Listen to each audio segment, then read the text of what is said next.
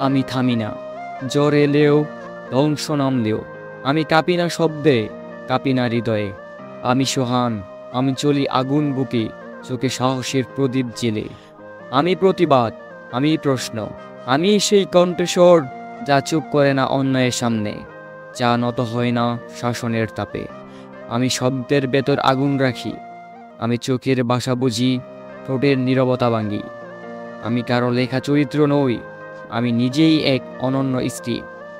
যারা ভাবে আমি থেমে যাব, তারা জানে না আমার ভেতরে একটা বর্জ্য গর্জে ওঠে প্রতিবার নীরবতা দেখে।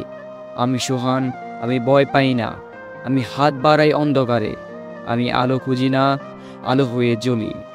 আমি কথা বলি না শুধু, আমি আওয়াজ তুলি। আমি ছন্দে বলি, এই আমি বদল আনতে জানি।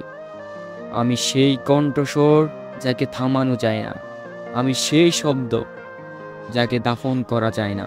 আমি সোহান, আমি আবৃত্তি করি না শুধু, আমি আগুনের মতো জ্বলে উঠি প্রতিটি শব্দের ছন্দে।